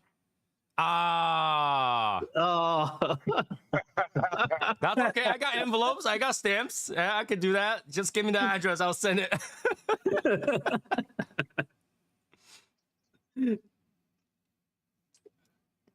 98. I really feel like 98 was the last of the best years in the recent 40 years. I started high school in '99. So Right? And 90s was great. I love 90s. 90 was great. good times. yo, old. I'm good. I started high school when I was 12 years old. I like 2000s. You like 2000? Really? I love, yeah. College of Music. Yeah. So for those people who doesn't know, that area is really near, like it's almost walking distance where I stayed during college. I stay on Chapel Street, which is, there's one really weird area that you turn multiple things and you go in there, and then once you hit the Fenway area, driving through, that's Berkeley's College of Music. If you keep straight driving down, that's how you go to Prudential. That's the area. And Fenway is right across. I mean, near that. You drive down a little bit and right across is Fenway. See, Javier, you got to figure that Tony's like a techie guy. So the '90s were awesome because tech was going crazy. Yeah, it was a good time. But it really boomed in the 2000s. I gotta head to college. Take it easy, guys. Oh yeah, I went into lounge. Okay, so that means you guys will see a review come up like 2 o'clock in the morning. Yep. 2 to 3 o'clock. Just stay up.